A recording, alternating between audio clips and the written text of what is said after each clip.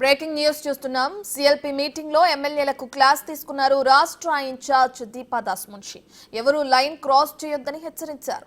ఎమ్మెల్యేలు మంత్రులకు మధ్య ఉన్న గ్యాప్ ను సరిచేసుకోవాలని సూచించారు. ఇక ఇటు ఎమ్మెల్యేలు కార్యకర్తల మధ్య కూడా గ్యాప్ ఉందని, దాన్ని సరిదిద్దుకోవాలని అన్నారు.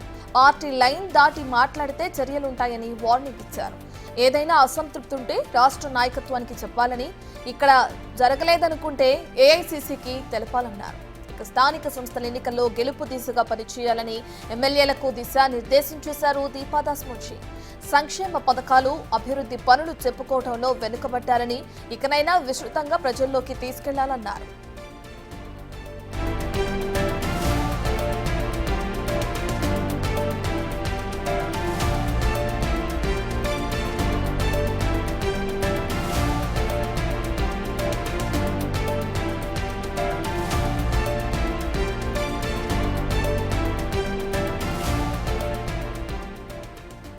ఇదే అంశానికి సంబంధించిన పూర్తి డీటెయిల్స్ అందించడానికి మా ప్రతినిధి ఇన్పుట్ ఎడిటర్ పవన్ అందుబాటులో ఉన్నారు.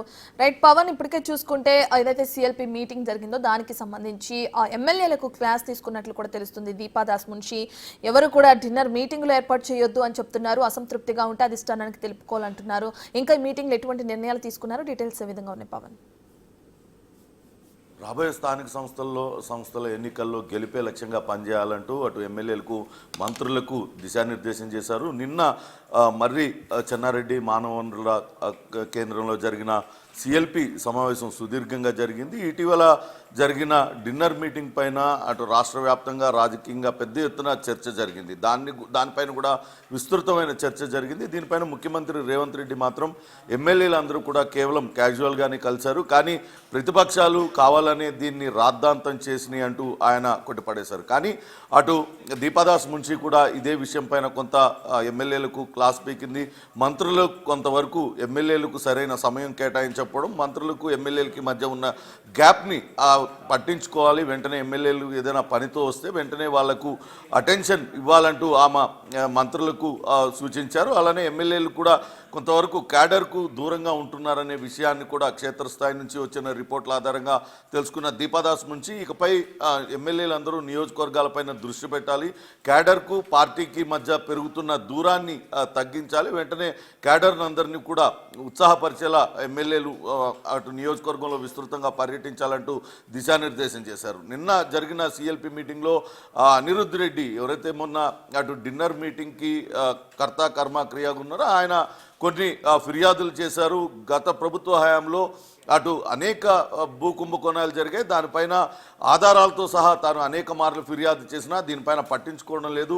బీఆర్ఎస్ మాజీ నేతలందరూ కూడా పెద్ద ఎత్తున భూ కబ్జాలకు పాల్పడ్డారు. ఇప్పటికైనా ప్రభుత్వం వెంటనే దానిపైన చర్యలు తీసుకోవాలంటూ ఆయన కోరారు. దీనిపైన అటు ముఖ్యమంత్రి రేవంత్ రెడ్డి ఇతర మంత్రులు కూడా అంగీకరించారు. వెంటనే దీనిపైన పూర్తిస్థాయి విచారణ జరిపిస్తామంటూ హామీ ఇచ్చారు. మరోపక్క పార్టీ లైన్ దాటి కొంతమంది వ్యవహరిస్తూ ఉన్నారు, దానిపైన కూడా చర్యలు తీసుకోవాలంటూ పెద్ద ఎత్తున చర్చ జరిగింది. ఇటీవల జరిగిన కులగణన పైన అటు ఎమ్మెల్సీ తీన్మార్ మల్లన్న చేసిన వ్యాఖ్యలు తీవ్ర దుమారాన్ని రేపుతున్నాయి.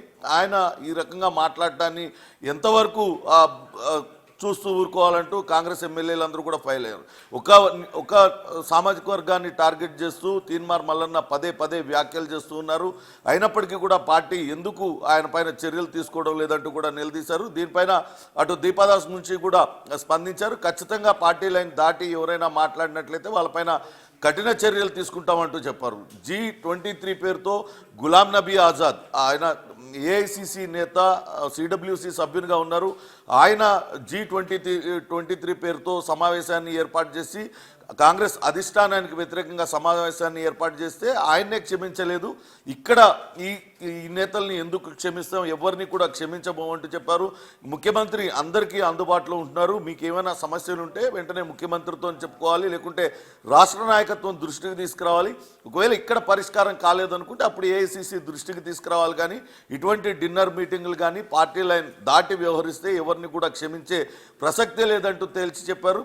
రాబోయే స్థానిక సంస్థల ఎన్నికలు కాంగ్రెస్ పార్టీకి చాలా ప్రతిష్టాత్మకం. కాంగ్రెస్ పార్టీ ఇక్కడ అధికారం చేపట్టిన తర్వాత సంవత్సరం తర్వాత స్థానిక సంస్థల ఎన్నికలు వస్తున్నాయి కాబట్టి ఖచ్చితంగా స్థానిక సంస్థల ఎన్నికల్లో 100% రిజల్ట్ కనిపించేలా పనిచేయాలంటూ అటు దిశానిర్దేశం చేసిన పరిస్థితి అయితే ఉంది రత్న.